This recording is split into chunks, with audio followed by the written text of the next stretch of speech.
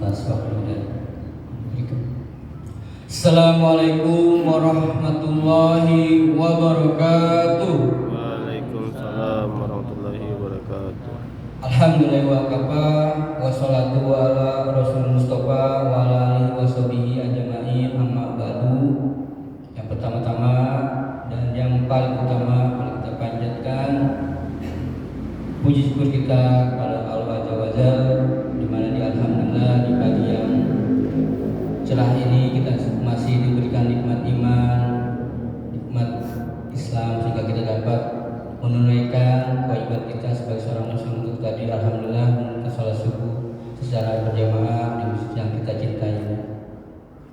Salawat dan salam tidaklah lupa kita panjatkan kepada rasul kita Nabi besar Muhammad SAW, kepada para keluarganya, sahabat yang mudah-mudahan kita diberikan syafaat atau ampunan di yaumil akhir. Amin ya rabbal alamin. Yang saya hormati Yayasan Masjid Baitur Rahman Sarjo dan Ketua Imabar Mas Imam yang alhamdulillah memberikan tempat pada kami pemuda hijrah untuk melaksanakan tadi kegiatan sholat subuh berjamaah. Dan insya Allah kita secara kontinu untuk selalu mengajak kebaikan kepada umat Islam yang alhamdulillah ada di sekitar sini. Dan saya hormati para tamu yang hadir, para alim ulama, tokoh masyarakat, alhamdulillah telah hadir. Dan untuk pemuda hijrah yang temanya alhamdulillah hari ini kemerdekaan dalam Islam itu seperti apa. Mungkin selama ini kan kita sudah terbebas dari penjajahan itu pun, tapi secara pemikiran, ideologi dan secara ekonomi ya kita nanti mungkin bisa dipaparkan oleh ustaz kita. Mungkin cukup sekian dari saya, Mas Teguh. Saya berharap para yang hadir menyimak dan untuk kalau bisa HP-nya di-silent untuk bisa konsentrasi karena ini kajian yang menurut saya ini luar biasa. Mungkin cukup sekian dari saya, mohon maaf bila ada kesalahan. Wassalamualaikum warahmatullahi wabarakatuh. Waalaikumsalam warahmatullahi wabarakatuh. Ya, alhamdulillah, terima kasih atas sambutannya dari Mas Teguh. Langsung saja untuk agenda selanjutnya kita langsung saja pada inti utama ya dalam acara kajian pada pagi hari ini, yaitu dipersilahkan kepada Ustaz Ghazi Muhammad Firman untuk memaparkan kajian mengenai makna kemerdekaan di dalam Islam. Pada beliau waktu dan tempat dipersilahkan. Shallu ala Muhammad. Pertanyaan yang paling sering saya dengar adalah kenapa kamu memilih Gaza? Jangan pernah bermain munafik dan malah meninggalkan Indonesia yang aman, damai dan tentram. Saya menjawab, meskipun tidak dirasakan secara fisik, namun sebenarnya Indonesia hari ini sedang menjadi medan pertempuran yang sangat mengerikan dan jauh lebih dahsyat dari yang terjadi di Gaza. Kalau di Gaza musuhnya jelas, para penjajah, senjata yang terlihat dan korbannya saya itu. Tapi di Indonesia, generasi pemuda sedang dibombardir, pemikiran dan mentalnya diobok-obok oleh kaum sekuler, liberal, ateis, komunis, LGBT, teroris. Otak-otak anak kami sedang diracuni oleh budaya islamisasi, polarisasi, dan berbagai budaya perusak atas nama kebebasan berekspresi. Di Gaza korban serangan jelas, meninggal syahid boleh dimakamkan. Di kami, korban serangan ideologi ini tidak mati, tapi menjadi mayat-mayat hidup yang berjalan tanpa visi, misi, apalagi ambisi. Sebagian menjadi makhluk-makhluk bertulang lunak, bocil-bocil perokok berat bertato berkumpul di trotoar, dan gadis-gadis kecil menjelma menjadi para pembunuh janin. Para jakip dan narkoba tak terhitung lagi man. Parahnya, mereka ini tidak sadar bahwa mereka adalah korban. Tidak mati fisik, tapi pemikiran. Tidak hanya jumlahnya, bahkan terus bertambah. Karena memang ini penyakit menular. Indonesia sedang tidak baik-baik saja. Maka banyak unsur tokoh Islam. Kalau melihat fenomena degradasi moral seperti ini, gunakanlah pengaruh kalian untuk meluruskan dan memperbaiki, bukan malah menjadi ajang pansos demi kebenaran dan materi. Waalaikumsalam warahmatullahi wabarakatuh. Orang semangat. Kita temanya ini kemerdekaan, tapi jawab salamnya orang terjajah. Sekali lagi kali ya. Bismillahirrahmanirrahim. Assalamualaikum warahmatullahi wabarakatuh. Waalaikumsalam warahmatullahi wabarakatuh. Alhamdulillah, assalatu wassalamu ala rasulillah wa ala alihi washabihi wa wala la haula wa la quwwata illa billah. Qala ta'ala fil kitabil karim, a'udzu billahi minasyaitonir rajim. Bismillahirrahmanirrahim. Kuntum khairu ummatin ukhrijat lin-nas ta'muruna bil ma'ruf wa tanhauna 'anil munkar wa tu'minuna billah. Yang saya hormati jajaran pengurus Yayasan Masjid Baitur Rahman Sarjo, mudah-mudahan Allah Subhanahu wa taala berikan keberkahan dalam hidupnya kepada beliau-beliau. Kemudian khusus pada akhina MC tadi, sahabat saya Mas Sohibul Imam, mudah-mudahan tetap istiqomah juga sebagai pemuda ya. Saya kira yang paling muda ini antum nih Mas Imam. Di awal beberapa hari yang lalu saya disuruh, sebenarnya bukan diminta, disuruh sama senior saya Mas Teguh untuk mengisi di masjid ini. Saya tanya, jamaahnya pemuda? Ya, insyaallah pemuda.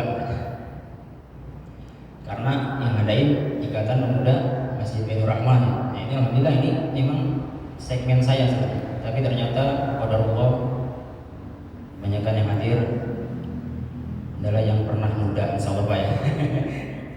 Cuman insyaallah masih berjiwa-jiwa muda. Dan alhamdulillah menambah keberkahan kita. Kata Rasul itu keberkahan itu ada pada orang-orang tua. Insyaallah di pagi yang mulia ini, yang penuh keberkahan ini, dengan hadirnya bapak-bapak sekalian, mudah-mudahan bapak-bapak semua disehatkan, panjangkan umurnya di dalam ketakwaan dan tetap semangat kemudian dalam thalabul ilmi ya, mencontohkan pada generasi-generasi muda. Ya, baik, sebelumnya juga saya mohon maaf ya, saya berbicara di depan ini bukan semata-mata saya yang paling berilmu. Kita ini sharing karena jujur awalnya itu saya pikir memang anak-anak muda gitu ya, sepantaran Mas Imam saya gitu. Ini mohon izin bapak-bapak ya, soalnya saya akan sharing atau berbagi tentang tadi yang disampaikan makna kemerdekaan dari Islam, bahwa beberapa hari ke depan insyaallah negara kita ini Republik Indonesia akan kemudian merayakan hari kemerdekaan. Nah, pertanyaan besarnya, apakah kemerdekaan dalam Islam, apakah negeri kita sudah benar-benar merdeka? Udah merdeka belum Pak?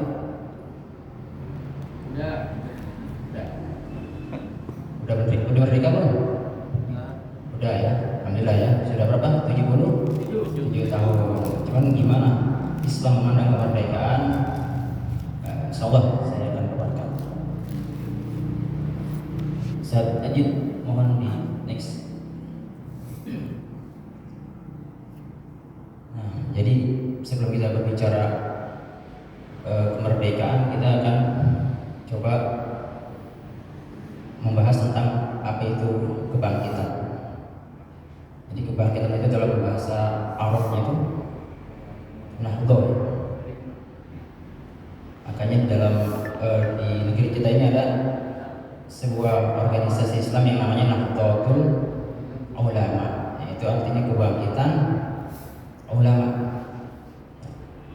Tidak ada kemerdekaan tanpa adanya kebangkitan. Nah, setelah bangkit, ya, salah satu yang memerdekakan negeri kita, ya, kebanyakan itu dari kalangan umat Islam, para ulama, para santri-santri yang semangat berjuangnya itu berjuang Islam. Ya. Dalam Islam itu ada jihadnya. jihad fisabilillah. Kemudian baru ketika kita berbicara kebangkitan, hadirlah kemerdekaan. Apa sih kemerdekaan itu? Kemerdekaan itu dalam bahasa Arab al-hurriyah atau al-istiqlal. Nah, di masjid di Jakarta ini ada masjid Istiqlal, itu artinya sama kemerdekaan. Setelah kemerdekaan itu bakalan muncul kejayaan. Jadi mustahil kalau udah merdeka nggak berjaya. Harusnya kemerdekaan itu kita berjaya. Kalau belum berjaya berarti belum Merdeka. Atau merdeka dari sisi seperti saat ini negara kita itu bisa dikatakan merdeka secara fisik ya, cuman namun merdeka dari segi ekonomi, dari segi politik, nanti kita akan bahas. Jadi gimana? Pertama itu kebangkitan. Next, Syekh Al-Ali Taqiyuddin An-Nabhani dalam kitabnya Nizamul Islam mendefinisikan kebangkitan itu adalah bangkitnya manusia tergantung pada pemikiran tentang apa? Tentang hidup, alam semesta dan manusia. Nah, jadi kalau mau bangkit Pak, ada objek berpikir kita ini 3: manusia, alam semesta dan kehidupan. Cukup itu? Enggak. Serta hubungan ketiganya tadi tentang hidup, alam semesta dan manusia itu, hubungan ketiganya dengan sesuatu yang ada sebelum kehidupan dunia dan yang ada nanti setelahnya.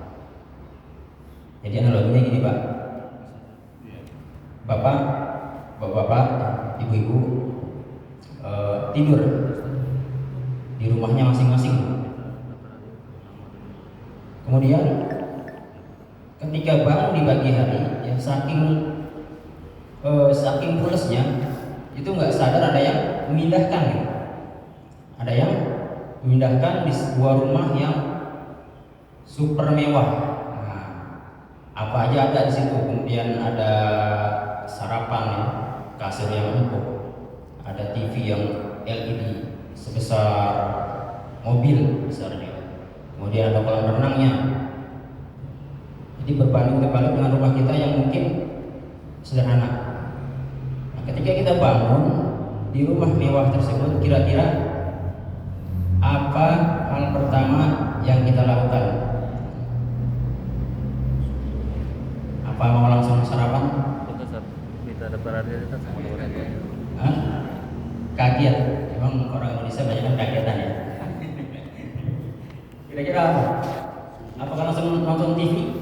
Apakah langsung kita menikmati kolam renang di rumah tersebut? Kalau orang yang waras pasti berpikir Pak, ini di mana nih? Gitu. Ini rumah siapa ini? Ya, ini fasilitas punya siapa nih? Gitu. Nah, begitu juga kita tarik ke hal yang lebih luas, yaitu kehidupan ini. Next aja. Ini adalah fasilitas yang Allah Subhanahu wa Ta'ala sediakan bagi kita. Alam semesta, lautan yang begitu luas indahnya, kemudian udara yang oksigen itu yang kita hirup tanpa perlu berpikir lagi. Kemudian ada manusia ya, kita sendiri sebagai laqad khalaqnal insana fi ahsani taqwim, ya, sebagai sebaik-baik ciptaan. Juga ada kehidupan. Kehidupan apa? Kehidupan itu siklusnya dari bayi, kemudian balita, anak-anak, remaja, tua, kemudian meninggal. Itu siklusnya kehidupan. Dan ini sama analoginya tadi. Kalau kita nikmatin segala fasilitas yang ada di dunia ini tanpa berpikir dulu, sama seperti tadi. Ketika kita bangun di rumah yang besar, itu nggak mungkin kita langsung kemudian menikmati hal-hal yang ada di rumah tersebut. Kita harus berpikir dulu nih, biar apa? Ya, biar ke depannya gitu, kita bisa kemudian terarah gitu. Ini sebenarnya mau ngapain sih? Nah, nanti kita bahas lagi. Tadi ada serta hubungan ketiganya ini, hubungan alam semesta manusia dan kehidupan ini dengan hal-hal yang ada sebelum kehidupan dan hal-hal yang ada setelah kehidupan. Jadi kalau dirangkum, next. Nah ini dinamakan simpul besar yang harus dijawab. Dari mana sih kehidupan? Dari mana sih manusia? Dari mana sih alam semesta? Nah ini pertanyaan mendasar seluruh manusia, mau dia bule, mau dia orang Sunda, orang Jawa, orang Arab, pasti punya 3 pertanyaan ini. Dari mana alam semesta manusia dan kehidupan? Untuk apa manusia, alam semesta dan kehidupan? Dan akan kemana setelah kehidupan nanti? Itu pertanyaan semua manusia, itu pasti ada. Nah ini yang dinamakan simpul besar. Jadi kalau ditarik simpul ini, kalau 3 pertanyaan itu dijawab, baru kemudian terurai masalah-masalah turunannya. Ini untuk apa sih kita hidup? Nah itu bakal dijawab nanti, insyaallah. Ini yang harus diurai. Next subject. Nah ini kalau mau dibuat skema gitu. Yang ini sebelum dunia ya, dari mana? Nah ini kita sekarang di dunia, dan yang hijau setelah dunia akan kemana? Nah, ini pertanyaan besar tadi nih, udah kubro kita. Dari mana sih kita alam semesta dan kehidupan? Nah kriteria jawaban yang benar itu harus masuk akal, Pak. Kalau nggak masuk akal ya kita mana percaya gitu. Hal-hal yang kecil aja, yang lagi rame itu sulap merah membongkar, itu kan nggak masuk akal, enggak. Apalagi soal jawaban ini harus masuk akal gitu. Dari mana kita, untuk apa kita, dan akan kemana kita. Kemudian yang kedua, kriteria jawaban yang benar itu harus menenteramkan hati. Jadi nggak bakalan muncul lagi keraguan, nggak muncul lagi kegundahan, kegalauan. Ketiga, sesuai fitrah manusia. Jadi nggak menyalahi fitrah kita. Oh iya, memang benar ini. Kriteria jawaban yang benar, berarti ada jawaban yang salah. Ada, Pak. Konsekuensi jawaban yang salah, maka kebangkitannya juga akan salah. Nah kita urai satu persatu nih. Next.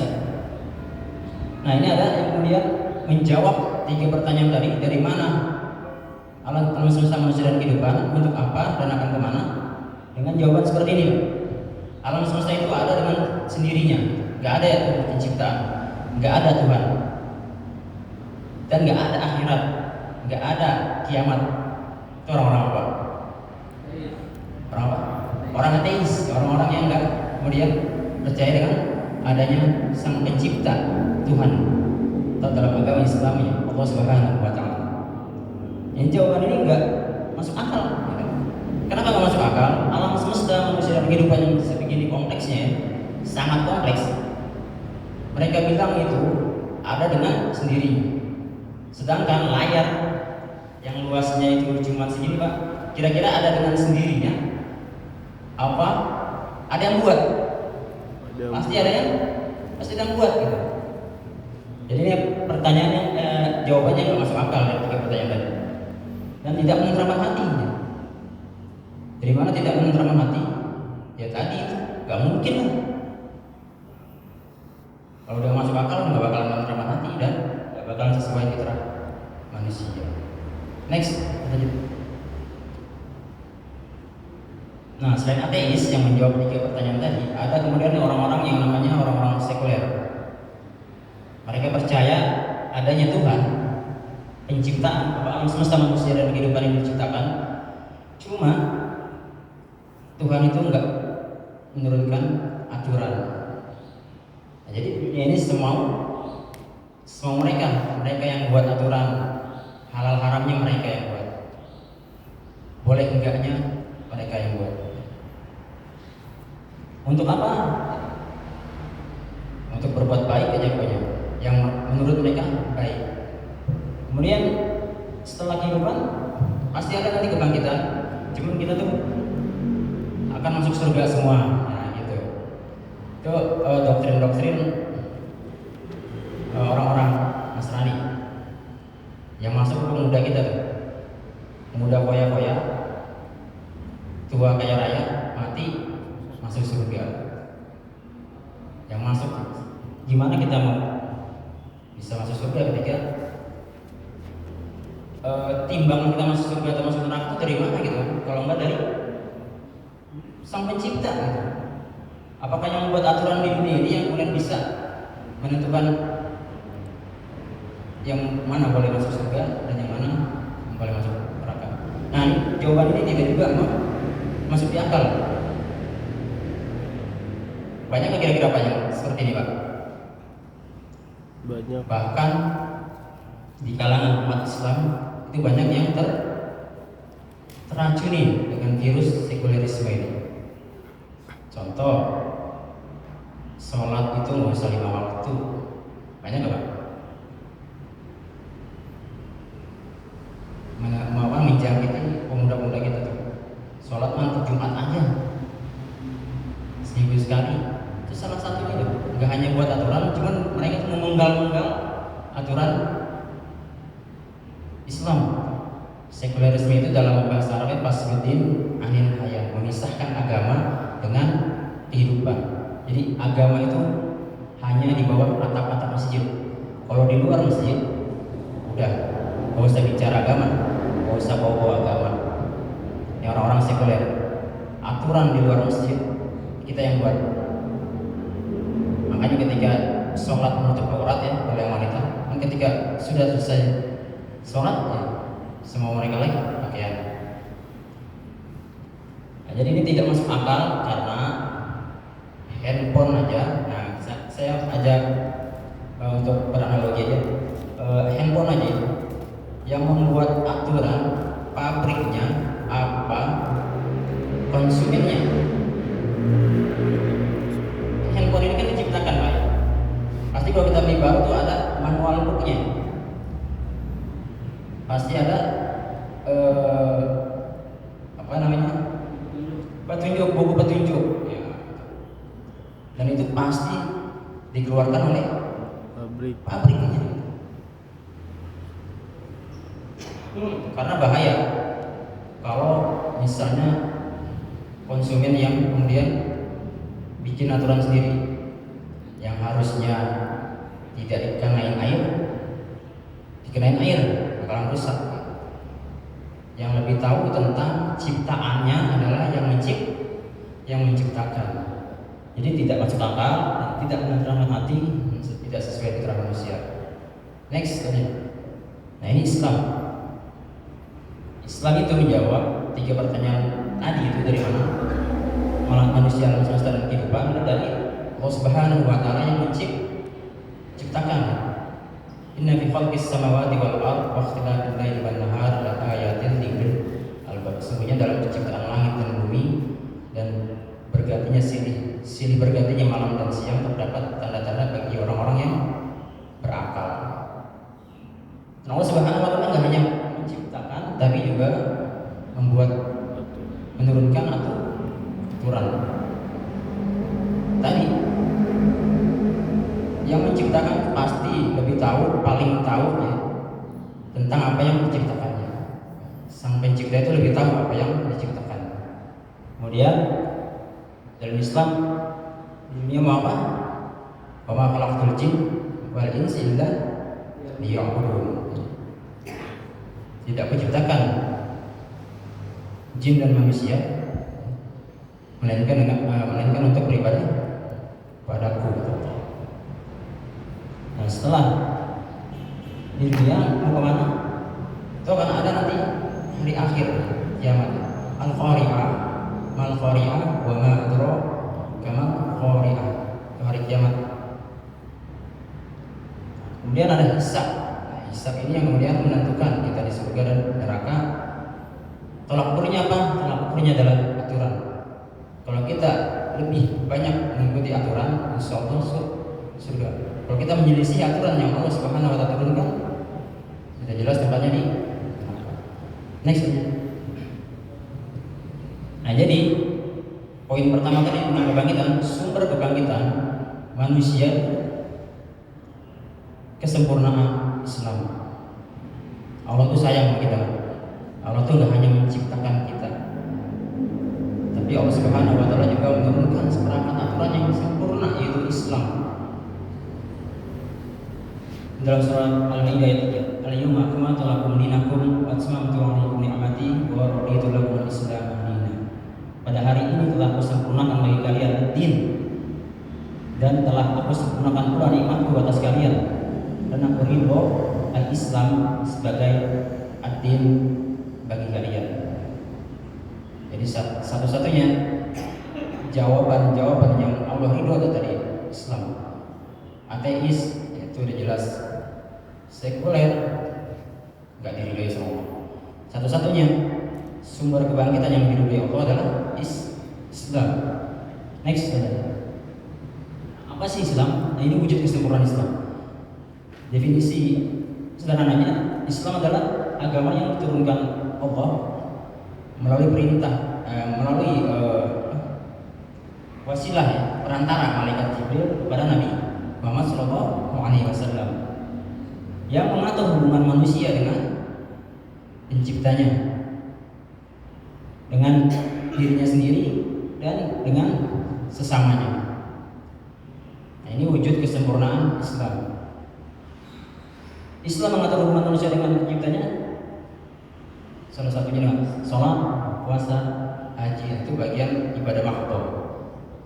Yang kedua, Islam mengatur manusia dengan dirinya sendiri, yaitu makan, minum, pakaian, akhlak dan sebagainya. Itu diatur sama Islam.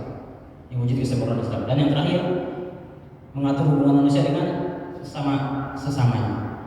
Itu meliputi muamalah, ada fikihnya muamalah, fikih nikah, sistem ekonomi, gimana sistem pendidikan, perpolitikan, hukum. Ini wujud kesempurnaan Islam. Ini adalah sumber kebangkitan jika diterapkan ketiga dimensi. Nah, kebanyakan kita di dimensi pertama ini udah dikerjakan, udah nggak, meskipun masih banyak yang meninggalkan. Di sini dimensi kedua dikerjakan Pak, meskipun masih banyak yang meninggalkannya. Halal-halalnya dimakan dengan yang haram, yang hasil-hasilnya haram, tapi dikerjakan masih banyak yang. Cuma di dimensi yang ketiga ini kayak muamalah oke, masih dipakai, nikah masih, sistem ekonomi bukan. Dan Islam sekarang yang terakhir, sistem ekonomi dibangun. Sistem pendidikan pun bukan Islam ya. Sistem pendidikan sekuler tadi yang memisahkan agama dengan kehidupan. Sistem perpolitikan pun begitu, sama. Makanya nggak heran banyak koruptor. Perpolitikan itu nggak diatur dengan Islam. Hukum apalagi jauh dari nilai Islam. Next saja. Nah, sumber kebangkitan tadi dari Islam. Nah, ini yang sudah terbukti di zaman para sahabat, zaman Rasulullah SAW, para sahabat. Nah, ini makna merdeka. Para sahabat itu orang-orang yang merdeka. Ini salah satu buktinya. Ini adalah kisah pada masa Khalifah Umar bin Khattab radhiyallahu anhu, ketika akan pecahnya perang Qadisiyah. Perang Qadisiyah itu adalah perang ketika kaum muslim berhadapan dengan 120.000 tentara Persia. Persia itu sekarang tuh meliputi Iran, negara Iran. Nah, kaum muslim pada saat itu hanya berjumlah 36.000, ya sepertiga. Kemudian Rustum sebagai panglima besar Persia mengundang, dulu gitu Pak, kalau perang itu mediasi dulu, diplomasi dulu, mengundang kaum muslim untuk bermediasi. dikirimlah sama panglima Islam pada saat itu, saat Ibn Abi Waqqas, seorang yang bernama, seorang sahabat ya, Rib'i bin Amir. Rib bin Amir ini adalah sahabat yang miskin Pak.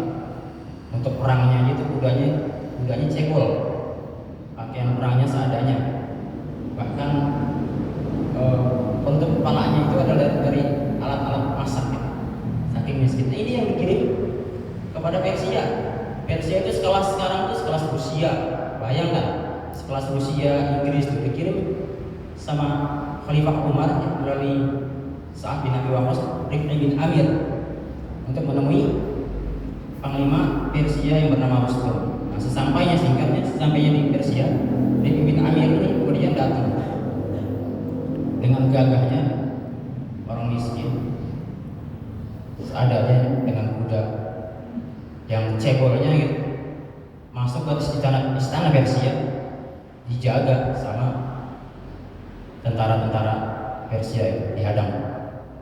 Saya ingin bertemu panglima kamu yang mengundang saya kemari untuk menjelaskan apa maksud kaum muslim akan menyerang Persia.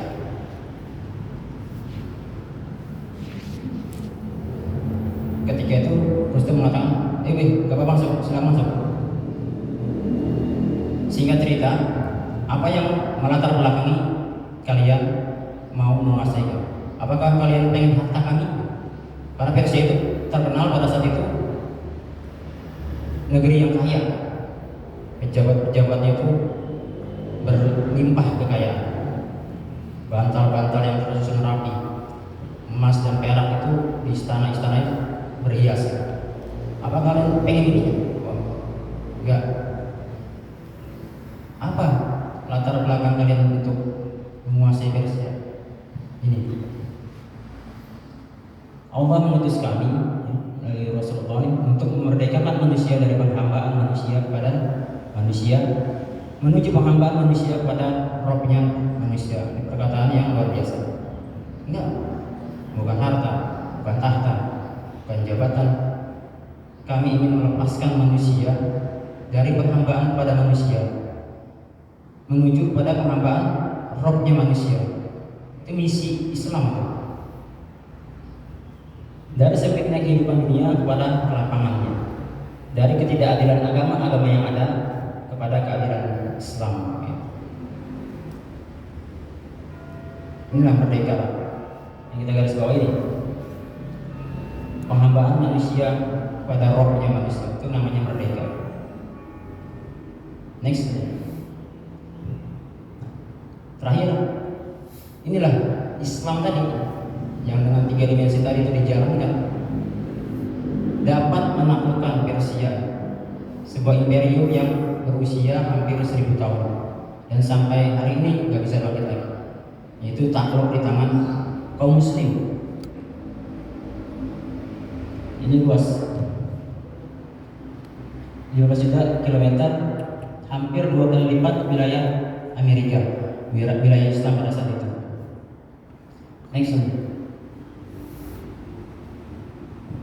Nah, ini yang dikatakan oleh Umar bin Khattab. Jadi sesungguhnya dahulu kita adalah suatu kaum yang hina. Kemudian Allah muliakan kita dengan Islam. Maka dari itu, jika kita mencari kemuliaan dengan selain apa yang Allah jadikan kita mulia, yaitu Islam, maka sungguh Allah akan menghinakan kita. Jadi kalau kita mau bangkit, kita mau mulia, hanya satu jalan, dengan Islam. Bukan dengan tadi sekuler, bukan dengan apalagi dengan ateis, komunis, tapi dengan Islam. Next. Masih perkataan Syekh Taqiyuddin Al-Albani. Ketahuilah, kaum muslim tidak pernah mundur dari posisinya sebagai pemimpin dunia selama berpegang teguh kepada agamanya.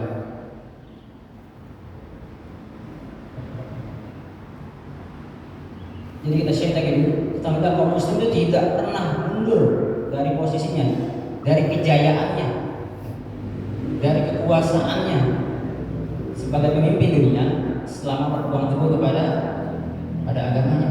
Kalau sekarang apakah nggak ada orang-orang yang beragama Islam? Banyak Pak. Cuma tadi Islam hanya sebatas di dua dimensi.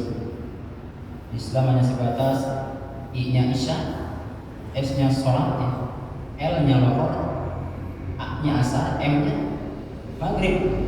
Tadi Islam tadi kan luas, sempurna. Wujud kesempurnaan itu ada tiga dimensi tadi, mengatur hubungan manusia dengan penciptanya yaitu Allah. Islam juga mengatur hubungan manusia dengan dirinya sendiri, akhlak, makan, minum. Islam juga mengatur hubungan manusia dengan sesamanya. Ini yang cakupannya lebih luas.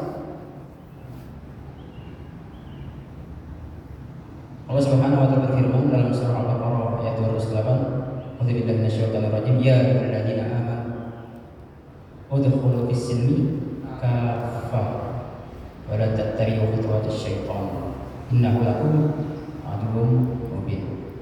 Hai orang-orang yang beriman, masuklah Islam secara kafah. Coba dibalik saja yang tadi, tiga dimensi. Ini dia, di kafah ini nggak hanya sholat, puasa, zakat dan sedekah, ya. Nggak hanya makan minum pakai yang halal, tapi juga muamalah, ikan, sistem ekonomi, sistem pendidikan, sistem perpolitikan dan hukum itu harus berlandaskan Islam. Kalau kita mengambil selain daripada Islam, maka dikatakan ayat tadi, wala tattabi'u khutuwatis syaitan. Maka kita mengikuti langkah-langkah syaitan, mengambil hukum selain hukum Allah,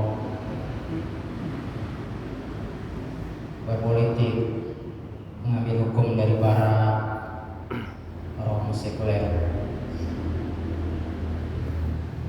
ekonomi, mengambil riba, padahal jelas riba itu diharamkan. Apa yang muncul? Yang muncul itu hutang luar negeri yang sekarang sudah sampai 15 triliun ya. Dan kalau dibebankan kepada seluruh rakyat Indonesia, hutang luar negeri kita ini, dan sebentar lagi merayakan kemerdekaan yang ke-77 tahun, itu kalau hutangnya dibagi-bagi kepada kita untuk bayar, bahkan bayi yang baru lahir itu kebagian jatah membayar kurang lebih 2 juta rupiah. Ya. Kalau hutang luar negeri kita 15, kita harus patungan tuh satu orang 2 juta. Bahkan bayi yang baru lahir tuh udah kena imbas hutang. Dan ini diakibatkan karena sistem ekonomi kita bukan sistem ekonomi Islam. Nah, tadi saya sampaikan oleh Mas Imam ya, sampai jam 6.20 sambil nunggu sarapan ada. Mungkin tanya jawab aja ya. Bisa tanya jawab.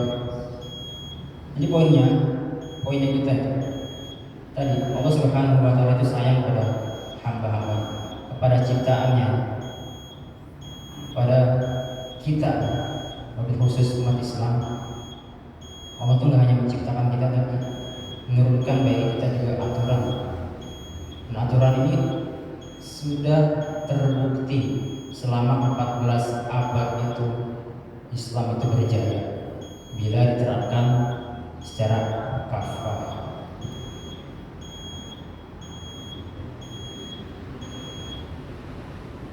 Next saja masih ada slide. Nah ini sekuler. Akidah, ibadah, Quran Sunnah itu dipecah sama sekulerisme. Fasruddin anil hayat, memisahkan pemerintahan, undang-undang, gaya hidup politik dan lain-lain itu dengan agama. Udah agama cukup di pesantren-pesantren, cukup di masjid-masjid, di musola-musola. Ngomong agama jangan di parlemen, jangan di ruang publik, di pasar, ya, di warung kopi, nggak usah ngomongin agama. Nah, ini menjangkit lebih bahaya dari virus COVID. Kalau virus COVID itu yang mati itu jasad. Kalau ini yang mati itu di pemikiran kita. Berapa banyak anak-anak muda kita kemarin yang lagi viral Fashion Week ya. Citayam Fashion Week itu terjangkit virus ini. Jadi diterangkan di video banyak makhluk bertulang lunak gitu. Itu karena sekularisme nggak bisa bawa agama di Fashion Week. Nah, untuk aurat pas sholat aja, di luar sholat itu buka-bukaan itu sekularisme. Ini lebih bahaya.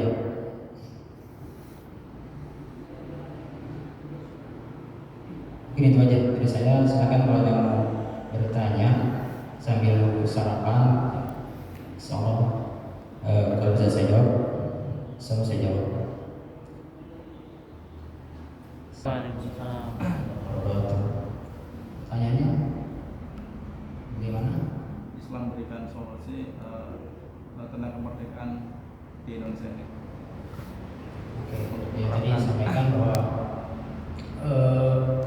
secara fisik oke, kita ini merdeka. Cuma secara pemikiran, secara ekonomi tadi, secara politik itu masih membebek, masih berkiblat ke barat.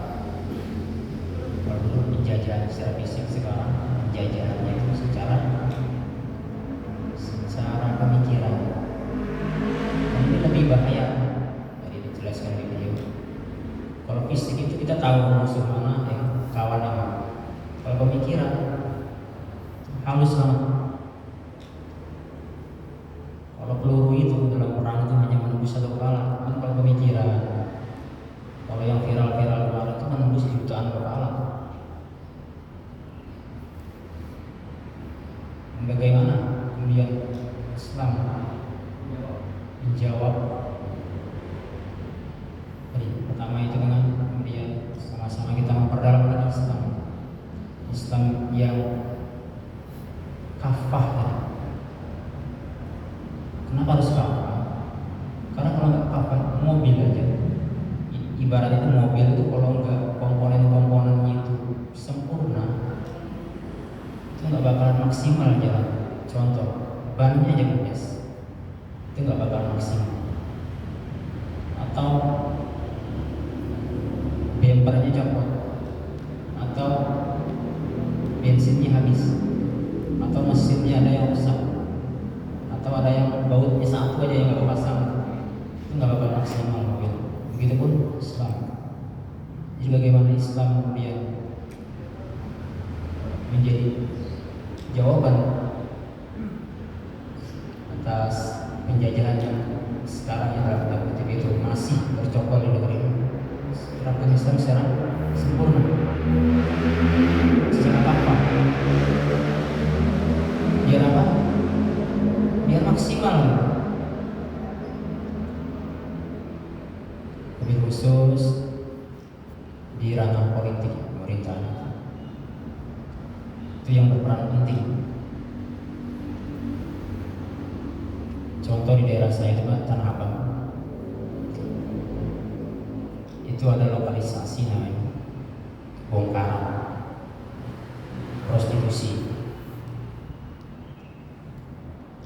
Dan sama-sama kita tahu dekat situ Tamburan tempat saya. Tamburan itu terkenal dengan siapa? FPI. Imam besar Habib Sri. Sering waktu sebelum dibubarkan itu teman saudara-saudara kita di Tamburan itu mau apa ya, menertibkan sweeping di lokalisasi itu bukan hanya PSK tapi juga miras, judi. Ketika teman-teman kita, saudara-saudara kita men-sweeping, hilang, cuma ada lagi ya.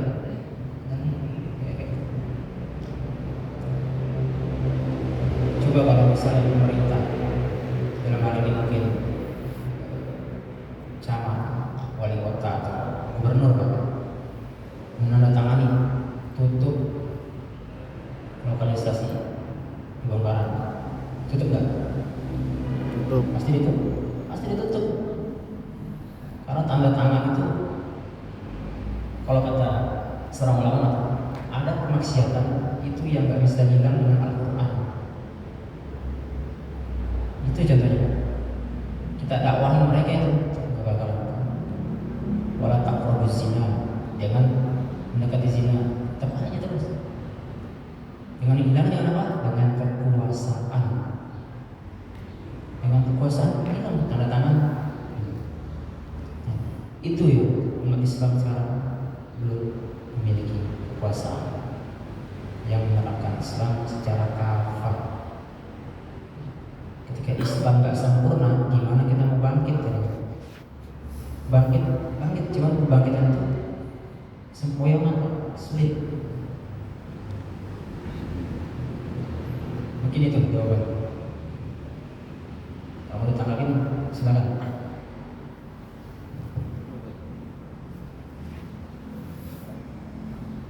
Ada lagi?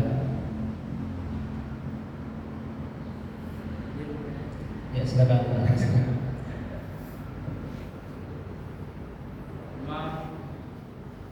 Mungkin waktu ini ya mudanya ya ingin bertanya, kita kan katanya kerja sekarang ini kan secara fisik sudah merdeka ya, mas, secara pikiran ya. Kalau dari kehidupan sehari-hari gitu ya, memang kan mau ngajak ya biar teman-teman tuh banyak kan, teman-teman imam yang kuliahan lah atau rumah itu yang memang pikirannya itu udah terganggu ya, misalkan karena apa ya, karena handphone mungkin ya, informasi ya. Terus juga mereka itu misalkan ada yang ini ya, teman-teman itu banyak ya, maksudnya misalkan ada yang suka apa namanya, wibu gitu ya, ya gitu ya gitu, dia suka apa namanya, Jepang gitu ya kan. Terus ada juga hobi lainnya gitu ya. Jadi kerjanya itu hampir sehari itu dia lupa gitu, lupa akan Tuhan gitu. Maksudnya dia Islam, cuman dia menjalankannya gitu, segala perintah dari Allah itu dia menjalankan sampai sholat. Dia mau udah coba aja dengan baik-baik, dia sholatnya. Ada beberapa yang mau gitu, cuman ada beberapa yang mau sih. Nah, bagaimana ya caranya biar mereka itu terbuka gitu hatinya gitu. Dalam mengajak itu tipsnya bagaimana?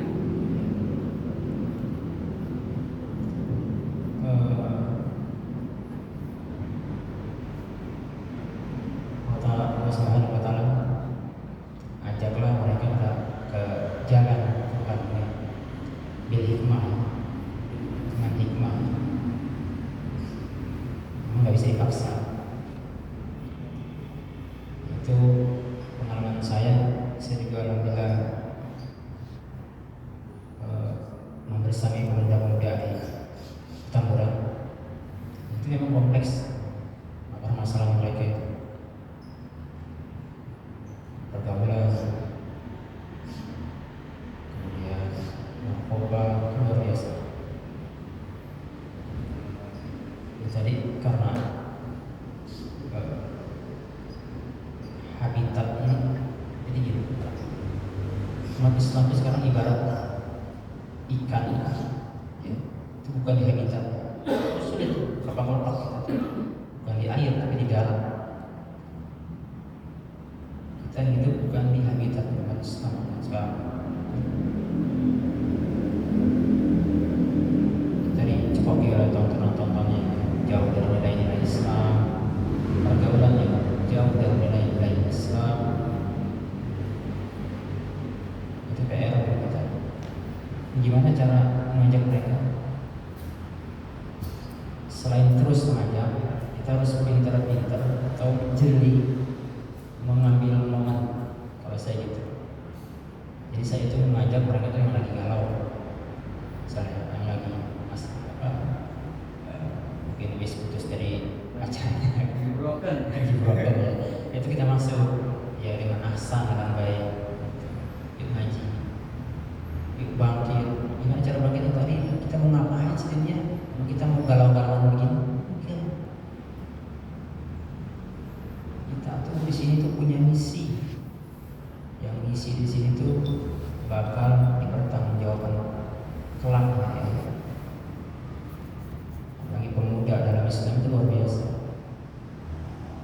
Imam Syafi'i,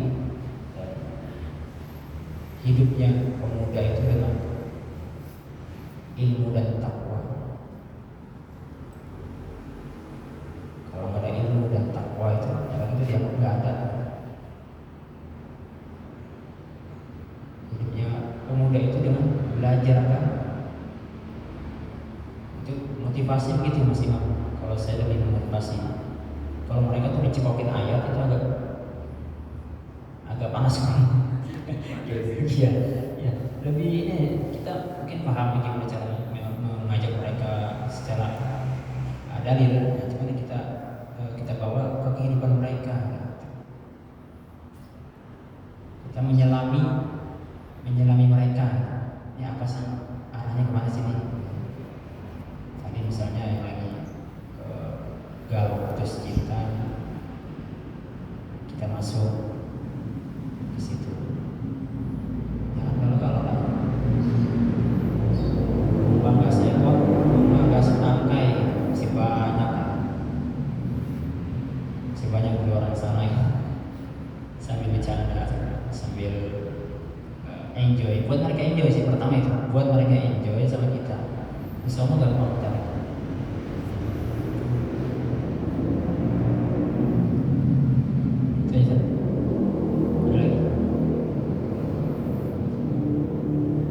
Dari saya itu Pak, kalau kita mau bangkit, kemudian kita merdeka secara hakiki dalam Islam dan meraih kejayaan.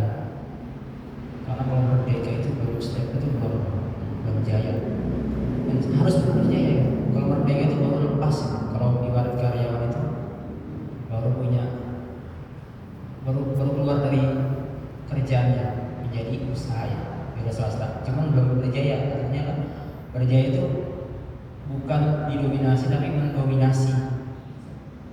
Kita ini mendominasi. Gitu, kalau misalnya kita kerja keluar kemudian berusaha sendiri, kemudian mengangkat karyawan, kita mendominasi karyawan itu berjaya itu.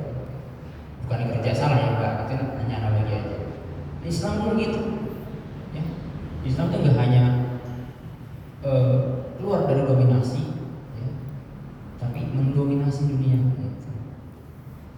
Kenapa ya? Dengan Islam, hanya dengan Islam. Kalau nggak dengan Islam, ya, kita bakalan dihinakan kepada Sayyidina Umar bin Khattab.